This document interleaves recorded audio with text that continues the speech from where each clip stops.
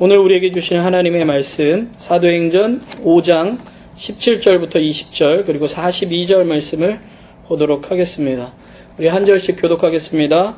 대제사장과 그와 함께 있는 사람 즉 사두개인의 당파가 다 마음의 시기가 가득하여 일어나서 사도들을 잡아다가 옥에 가두었더니 주의 사자가 밤에 옥문을 열고 끌어내어 가로되 가서 성전에 서서 이 생명의 말씀을 다 백성에게 말하라 하며 42절 같이 읽겠습니다. 저희가 날마다 성전에 있든지 집에 있든지 예수는 그리스도라 가르치기와 전도하기를 쉬지 아니하니라. 아멘. 기도하겠습니다. 참 좋으신 하나님 아버지 감사합니다. 오늘도 주님께서 우리를 인도하사 하나님 말씀 들 수 있는 자리로 우리를 인도하여 주시니 감사합니다. 하나님 말씀 듣기 원합니다. 주의 말씀 깨달아 알 수 있도록 도와주시옵소서. 예수님의 이름으로 기도합니다. 아멘. 제가 설교를 준비하면서 동영상을 좀 준비를 했습니다. 그래서 이제 동영상을 보여드릴 텐데 그 세 개의 내용이 한 동영상 안에 이렇게 연결되도록 해놨어요. 사실 다 다른 내용인데 첫 번째 나오는 거는 이제 오카넨 목사님이시라고 그 사랑의 교회 담임하시다가 돌아가신 목사님 설교입니다.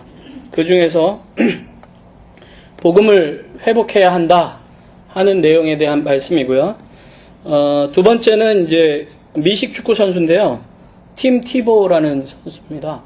원래는 그 덴버에서 뛰다가 올해 이제 뉴욕 제츠라는 팀으로 이적한 선수인데 2012년 미국 타임즈 선정에서 세계에서 가장 영향력 있는 백인으로 선정된 선수라 그래요.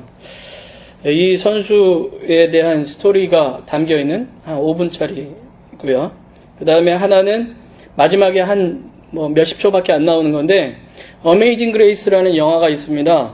윌리엄 윌버퍼스라는 그 영국 정치인에 대한 이야기인데요. 이분이 어떤 분이냐면 정치인인데 그때 당시에 노예 폐지법을 만드신 분이에요. 이분이 노예 찬성하시는 분들, 그러니까 노예를 계속 부려야 된다라고 생각하는 사람들 앞에서 노래를 부르는 장면을 제가 캡처한 거예요. 그래서 다 합치면 8분 정도 되는 그런 건데요. 여러분들 한번 보실 수 있기를 바랍니다. 잘 보셨어요? 네. 복음의 열정이 있는 사람, 복음의 확신이 있는 사람, 이런 사람들은 분명하게 용기 있게 또 복음을 전하는 것들을 볼 수가 있습니다. 생명이 있는 사람이 생명을 전해줄 수가 있죠. 생명이 없는 사람은 생명을 전해줄 수가 없습니다. 우리는 지난주에 교회는 바로 하나님의 교회이며 그렇기 때문에 하나님께서는 이 교회를 인도하신다 하는 말씀을 함께 나누어 보았습니다. 하나님께서는 예수 그리스도를 통해서 이 교회와 함께 하시고 예수 그리스도께서는 교회와 운명을 같이 하시는 분이시다라는 것들을 함께 나누었습니다. 그렇기 때문에 하나님께서는 때로는 보이는 손길로 때로는 보이지 않는 손길로 그 교회를 보호하시고 교회 가운데 역사하시는 것을 볼 수가 있습니다. 그래서 지난주에 말씀을 보면 사도들을 통한 표적과 기사를 일으켜 주시고 또 주님의 사자에 의해서 사도들이 감옥에 풀려나는 장면을 우리가 함께 볼 수가 있었습니다. 뿐만 아니라 교회의 부흥을 일으켜 주시고 가말리엘이라는 사람의 말을 통해서 사도들의 생명을 보호하시고 결국에는 석방시켜 주시는 장면도 우리가 함께 보았죠. 그러한 이 하나님이 보호하시는 이 교회 가운데 하나님께서는 교회에게 사명을 주신 것을 볼 수가 있습니다. 사도행전 5장 20절 말씀을 보면 이렇게 나오죠. 가서 성전에 서서 이 생명의 말씀을 다 백성에게 전하라. 아까 본 것처럼 이들이 감옥에 갇혀있는 그 순간 하나님의 사자가 그들을 찾아와서 감옥에서 구출해 주십니다. 그리고 나서 그들에게 바로 말씀해 주신 말씀이 뭐냐면 가서 성전에 서서 이 생명의 말씀을 백성에게 전하라고 말씀하시는 거예요. 야, 너희들 이제 풀려났으니까 빨리 도망가라. 다른 사람들이 너희들을 찾지 못하도록 너희들 숨어라. 이렇게 말씀하신 것이 아니라 오히려 그들에게 담대히 나가서 복음을 전하라고 말씀하시는 것을 볼 수가 있는 거죠. 예수님께서 제자들에게 승천하시기 직전에 말씀하신 내용도 바로 이런 말씀입니다. 마가복음 16장 15절 말씀을 보면 너희는 온 천하에 다니며 만민에게 복음을 전파하라. 라고 말씀하시는 것을 볼 수가 있습니다. 이것이 바로 교회의 사명이었고 초대교회는 바로 이 사명을 감당한 교회였던 것을 볼 수가 있습니다. 사도행전 5장 21절 말씀을 보면 저희가 듣고 새벽에 성전에 들어가서 가르치더니 라고 나와 있습니다. 주님께서 너희들이 가서 생명의 말씀을 전하라 라고 말씀하신 그 말씀을 듣자마자 주저하지 않고 그 사명을 감당한 것을 볼 수가 있습니다. 뿐만 아니라 사도행전 5장 42절 우리 다 같이 한번 읽어보겠습니다. 시작. 저희가 날마다 성전에 있든지 집에 있든지 예수는 그리스도라 가르치기와 전도하기를 쉬지 아니하니라. 아멘. 이 말씀은 어떤 말씀 뒤에 나옵니까? 사도들이 협박당하죠. 너희들 다시 복음 전하지 마라. 협박당합니다. 그리고 채찍질을 당합니다. 우리 혹시 패션 오브 크라이스트라는 영화를 보셨습니까? 그 영화에 보면 짧은 채찍에는 여러 가지 쇠조각이나 짐승의 뼈들이 달려서 한 대 후려칠 때마다 살점이 떨어져 나가죠. 40에 하나가만 매라고 이야기합니다. 그러니까 39대를 맞는 거예요. 만약에 제자들이 이 매를 맞았다면 아마 그들의 등은 완전히 이 걸레처럼 됐을 거예요. 갈기갈기 찢어지고 희투성이가 됐겠죠. 그러나 그들이 그러한 몸을 이끌고 다시 자기의 곳으로 가서는 날마다 성전에 있든지 집에 있든지 어디를 가든지 어느 순간이든지 하나님께서 맡겨주신 그 사명을 그대로 감당하는 것을 볼 수가 있습니다. 그래서 예수는 그리스도라 가르치고 전도하기를 쉬지 않았다라는 말씀을 오늘 우리에게 말씀하시는 것을 볼 수가 있습니다. 어떻게 하면 이들처럼 이렇게 사명을 감당할 수 있을까요? 하나님께서는 초대교회에만 이 사명을 주신 것이 아니라 우리에게도 동일하게 생명의 말씀을 전하라, 또 예수 그리스도를 전파하라, 복음을 전파하라 하는 사명을 주셨는데 어떻게 하면 우리도 그렇게 이들처럼 복음을 전할 수 있겠습니까? 기본적인 전제 조건들이 있죠. 첫 번째는 복음을 알고 있는가 하는 것입니다. 여러분들은 복음이 뭔지 아십니까? 우리가 보통 요한복음 3장 16절을 복음의 핵심이다 이렇게 이야기합니다. 아까도 나왔었지만 하나님이 세상을 이처럼 사랑하사 독생자를 주셨으니 이는 저를 믿는 자마다 멸망치 않고 영생을 얻게 하려 하심이니라 하는 말씀입니다. 에베소서 2장 1절부터 10절 말씀은 어떤 말씀이냐면 우리가 전에는 종되었던 사람이래요. 어떤 곳에서 종이었냐? 죄의 종이었다라고 이야기합니다. 죄에 이끌려가는 사람들, 죄의 삭은 사망이기 때문에 결국에는 죽을 수밖에 없는 사람들, 도대체 소망이라는 것은 없이 살아가는 그런 사람이었다고 이야기합니다. 아까 마지막 장면에 윌버포스라는 사람이 나와서 노예 해방을 위해서 노래하잖아요. 흑인 노예들이 아프리카에서부터 붙잡혀가지고 관같이 생긴 아주 조그만 곳에 손과 발이 다 묶여있고 목까지 딱 묶여서 죽 같은 밥 하나 먹으면서 수십 킬로 되는 곳을 배를 타고 건너가서 거기서 노예 생활을 하는 거예요. 그러한 신분이 바로 우리의 모습이었다라고 성경은 이야기하는 거죠. 그곳에서부터 그렇게 멸망받을 수밖에 없는 우리를 건져내신 것이 바로 생명의 말씀이고 복음이고 그분이 바로 예수 그리스도시다 라는 게 복음이라는 거죠. 이 복음을 아는 자만이 복음을 전할 수 있는 거예요. 이것을 가지고 있는 사람만이 전할 수 있는 거죠. 생명의 말씀을 가진 자만이 생명의 말씀을 전할 수가 있습니다. 쉽게 말해서 예수 그리스도로 말미암아 구원받은 사람이 구원을 선포할 수가 있는 거예요. 구원받지 못한 자는 구원을 전할 수가 없습니다. 예수 그리스도를 믿는 그 기쁨을 모르는 사람이 어떻게 그 기쁨을 전할 수가 있겠습니까? 제가 예전에 제 과거를 말씀드린 적이 있죠. 제가 중학교 3학년에서 고등학교 1학년 넘어가는 그 시기에 자살하려고 했었는데 그날따라 해필이면 어떤 선배가 저를 만나서 찬양 집회 가자 그래서 그래 뭐 죽기 전에 찬양 집회 한 번쯤이야. 그리고 갔다 그랬잖아요. 그런데 그곳에서 설교한 내용이 뭐라고요? 자살은 죄다. 이거를 설교했다 그랬잖아요. 자살하려고 한 저에게 자살은 죄다라는 것을 이야기하면서 찬양을 하는데 저를 위해서 십자가를 지고 골고다에 올라가시는 예수님의 그 모습을 하나님께서 어떻게 보면 영화처럼 제 눈에 지나가도록 만들어 주셨어요. 그 예수님을 믿고 고백하는 그 순간, 저는 사실 그 전까지 저희 부모님의 사랑을 많이 받기도 했지만 진짜 나를 사랑하는 사람이 있을까라는 그런 생각을 많이 하고 컸어요. 성장할 때. 아무도 나를 진심으로 사랑해주는 사람은 없다라고 생각했어요. 솔직하게. 부모님이 다 계신데도 불구하고. 그런데 그 예수님의 십자가의 모습을 봤을 때 나 같은 사람도 하나님이 사랑하시는구나 하는 것을 알게 됐습니다. 주체할 수 없이 눈물을 흘리면서 하나님 앞에 너무 감사하다고 기도했어요.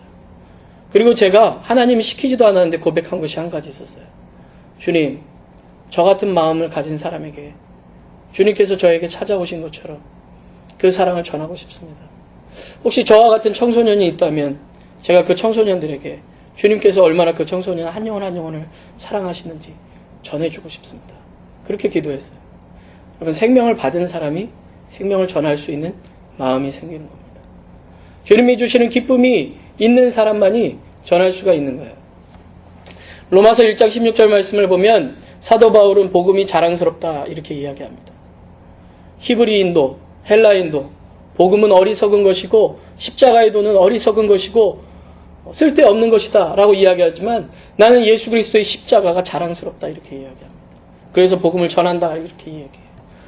여러분의 마음속에 십자가를, 주님의 복음을 자랑스러워 하십니까? 자랑스러운 사람만이 자랑할 수가 있는 거예요. 여러분, 우리가 어떤 물건 하나를 써도 그렇지 않습니까? 물건 하나를 딱 써도 이게 딱 샀는데 마음에 들어요. 그러면 어떻게 돼요? 자랑하고 다니잖아요. 예? 주부들이 세탁기를 샀는데 세탁기가 너무너무 마음이 그냥 때가 쏙쏙 빠진다 이러면은 그 때가 쏙쏙 빠지는 걸 다른 사람한테 얘기해주고 싶잖아요. 다음에 혹시 세탁기 망가진 사람이 있으면 가서 이 세탁기 써보라고, 내가 써봤더니 너무너무 좋다고 얘기하지 않습니까? 예? 여러분, 어떤 취미생활 하나만 해도요 너무너무 즐거우면 그것을 막 자랑하고 싶어져요.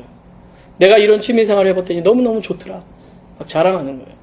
제가 한때는 볼링 전도사였던 적이 있었어요. 복음을 안 전하고 볼링을 전한 적이 있었습니다. 왜냐하면 제가 이제 저희 집사람하고 연애를 할 때 두 사람이 취미가 같은 게 별로 없었어요. 그래서 우리가 평생 이제 부부로 함께 살 텐데 그러면은 같이 살아갈 때 같이 즐길 수 있는 거 하나 정도는 만들자. 그래가지고 볼링을 치기 시작했습니다. 뭐 배운 건 아니고 그냥 쳤어요. 둘이 매일 같이 가서. 치다 보니까 재밌어지더라고요. 그러니까 나중에 집사람이 이렇게 배가 이만큼 나왔어요. 애는 하나 있고 애 하나 뉘어놓고 배 이렇게 나와서도 둘이 같이 가서 볼링 치는 거예요. 너무너무 즐거우니까. 그래가지고 제가 다른 그 청년들이 이제 막 결혼을 하자 그러잖아요. 그러면 두 사람이 같은 취미를 꼭 하나를 만들어라. 될 수 있으면 볼링이면 좋겠다. 힘도 안 든다. 그러면서 막 볼링을 막 전도하고 그랬었어요. 그러니까 사람이 즐겁고 그것으로 말미암아 행복하고 그것으로 말미암아 만족하면 그것을 자랑하게 되어 있는 거예요. 여러분들이 복음으로 즐겁고 복음으로 행복하고 복음으로 새 생명을 얻게 되고 복음으로 말미암아 새로운 삶을 살게 되면 전도해야 되기 때문에 하는 것이 아니라 자연스럽게 그렇게 나타나게 되어 있는 것이죠. 마지막으로 성령으로 충만한가 하는 것입니다. 사도행전 1장 8절 말씀이 무엇입니까? 오직 성령이 너희에게 임하시면 너희가 권능을 받고 뭐가 된대요? 증인이 된다. 이렇게 말씀하십니다. 주님의 은혜가, 주님의 사랑이, 그리고 주님이 내 속에 거하실 때만이 우리가 예수님을 전할 수 있는 거예요. 우리 이 전제 조건을 통해서 여러분 한 분 한 분의 믿음과 신앙의 모습을 한번 점검해 볼 수 있었으면 좋겠어요. 나는 복음을 알고 있고 나는 그 복음으로 말미암아 생명의 말씀이 내 속에 있는 것. 나는 정말 복음이 자랑스럽고 성령이 내 속에 역사하시기 때문에 나는 예수님을 전하지 않을 수 없는 것. 한번 여러분들이 여러분 스스로를 점검해 볼 수 있게 되길 바랍니다. 아까 팀 티보우라는 사람이 나와서 얘기하잖아요. 그게 그냥 누가 쓴 글이 아니라 다 그 사람이 뉴스의 인터뷰나 뉴스에서 나온 것들을 편집한 내용입니다. 당신이 결혼을 하면 자기 아내에게 사랑한다고 결혼식 때 딱 한 번만 얘기하고 그 다음부터 얘기 안 하겠냐는 거예요. 사랑하는 사람이라면 언제든지 얘기할 수 있는 것처럼 나는 예수님을 사랑하기 때문에 언제나 누구에게나 예수님에 대해서 사랑한다고 이야기하겠다고 그렇게 이야기하잖아요. 우리 안에 이것이 있는가 한번 우리 속에 점검해 볼 수 있으면 좋겠습니다. 사실 제가 이 뒤에 너무나도 많은 내용들을 설교로 준비했습니다.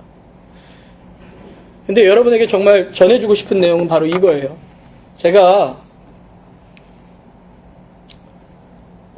저는 이제 설교를 1년치를 짜놓는 사람입니다. 지난번에도 말씀드렸던 것처럼. 제가 이 교회 담임 목사가 된다고 이제 3월 달에 결정이 되고 4월 첫 주 지나서 제가 여기 오지 않았습니까?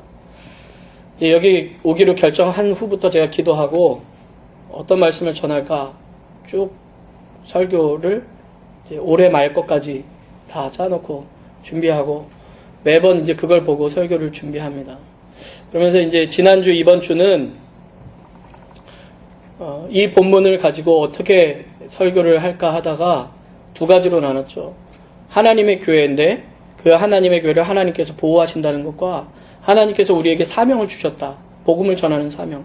이것을 주셨다라는 것을 전하기로 결정을 했어요. 그리고 이제 말씀을 지난주 거를 전하고 월요일부터 이제 묵상을 시작하는데 제가 여러분들에게 복음을 전하십시오. 여러분 안에 복음이 있습니까? 이 설교를 해야 되겠는데 도대체 어떻게 얘기를 해야 될지 모르겠는 거예요. 쉽잖아요. 이 얘기 그대로 하면 되잖아요. 여러분 복음 전하세요. 이 얘기 하면 되잖아요. 그런데 제가 자신 있게 이 말씀을 여러분들에게 힘있게 못 전하겠는 거예요. 왜 그럴까? 기도하기 시작했습니다.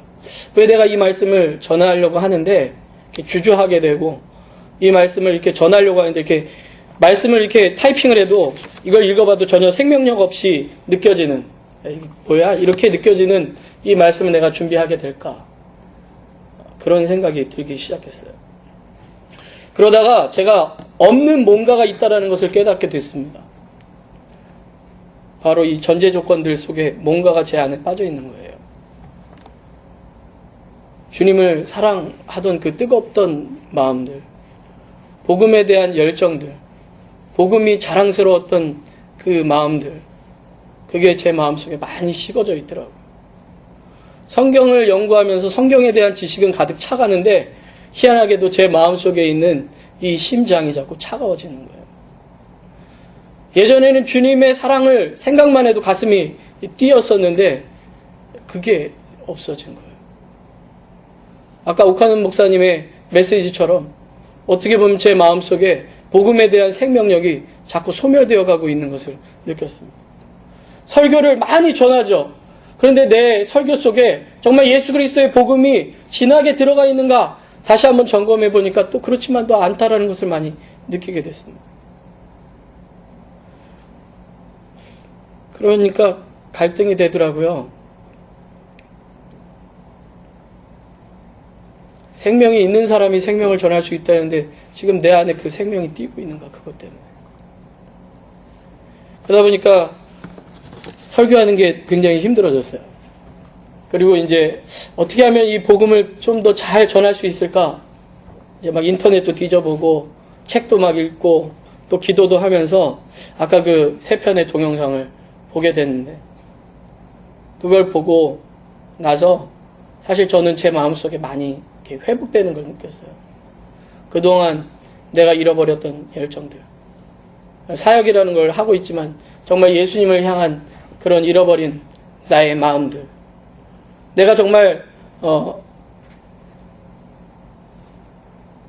그 여기에 나와 있는 사람들처럼 여러분 한 영혼 한 영혼을 대할 때 사랑하는 마음으로 하나님의 마음을 뜨겁게 전하고 있는가 하는 것들을 뒤돌아보면서 하나님 앞에 그것을 좀 달라고 이렇게 기도하게 됐습니다.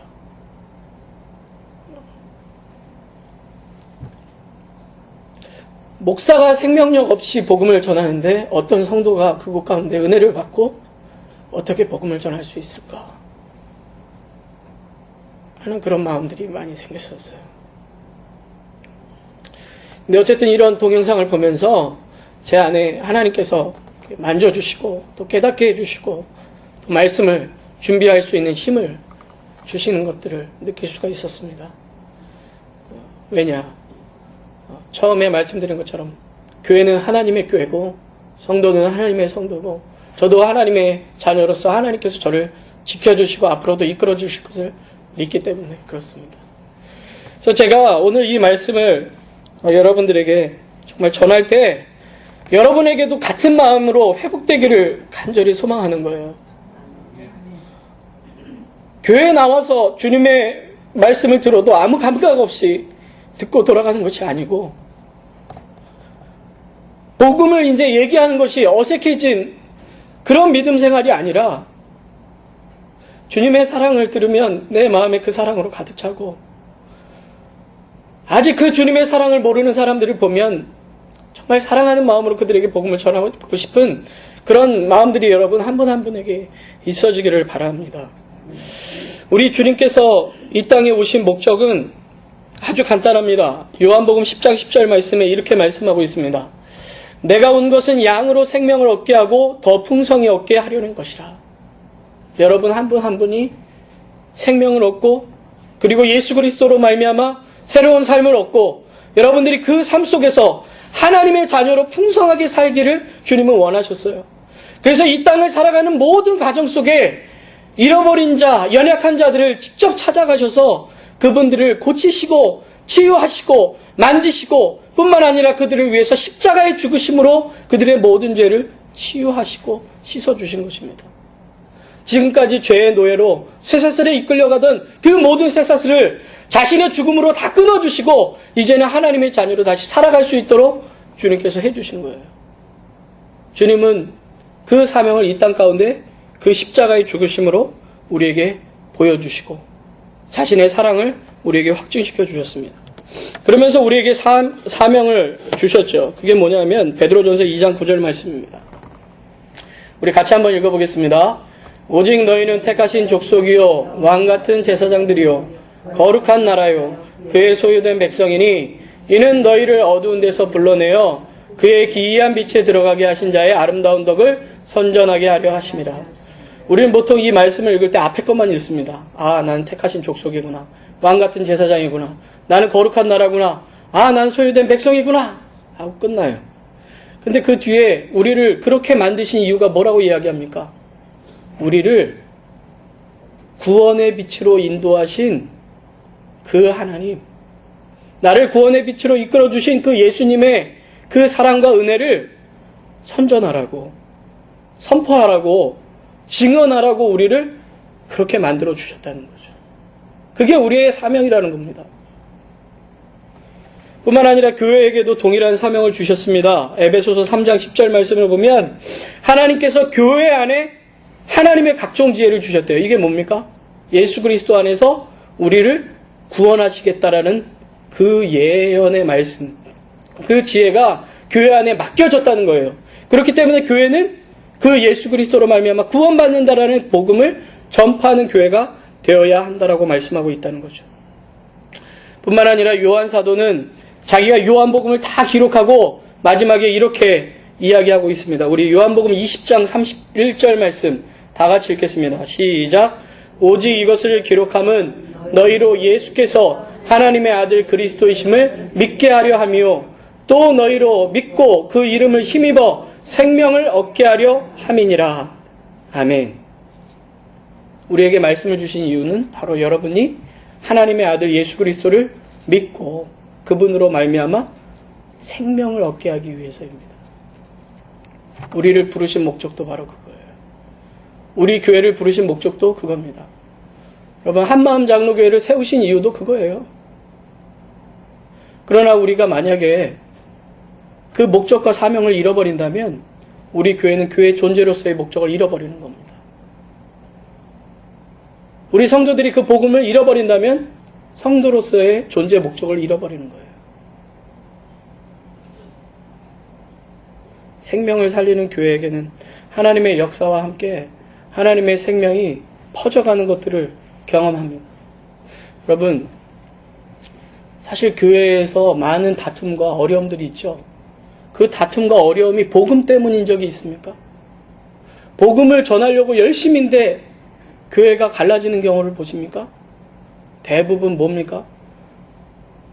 교제하다가 많이 깨지고요. 건축하다가 많이 깨지고, 교회에 무슨 시설물 하나 놓는데 많이 깨져요. 진짜 본질을 잃어버리고 다른 것 때문에 갈등하고 싸우는 것을 얼마나 많이 보는지 모르겠어요.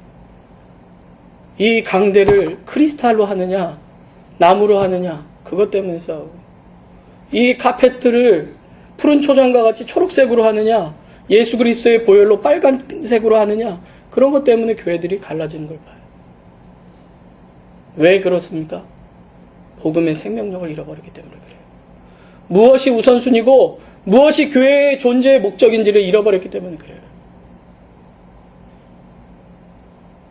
교회가 진정 회복되기 위해서는 복음이 회복되어지지 않으면 절대로 회복되어질 수가 없습니다. 복음이 회복되어지고 복음이 우리를 통해서 흘러나아갈 때 비로소 교회는 생명력 있는 교회가 될 수가 있습니다. 하나님의 교회는 복음이 있어야 되고 그 복음이 선포되어져야 하는 것입니다. 저는 우리 교회가 그런 교회가 되기를 원합니다. 저와 여러분이 그러한 성도가 되기를 원합니다. 예수 그리스도의 은혜가 흘러가는 사람들, 예수 그리스도의 생명의 말씀이 여러분 속에 있고 그것이 다른 이들로 하여금 생명을 얻게 하는 역사가 저와 여러분을 통해서 나타나게 되기를 주님의 이름으로 축원합니다. 기도하겠습니다. 참 좋으신 하나님 아버지 감사합니다. 죽을 수밖에 없고 죄에 이끌려갈 수밖에 없는 우리를 하나님 자녀 삼아주시고 예수 그리스도의 십자가의 은혜로 구원받을 수 있게 해주시니 감사합니다.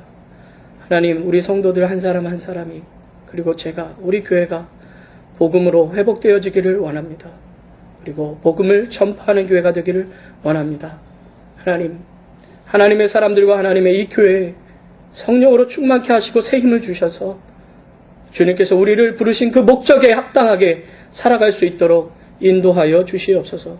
예수님의 이름으로 기도합니다. 아멘.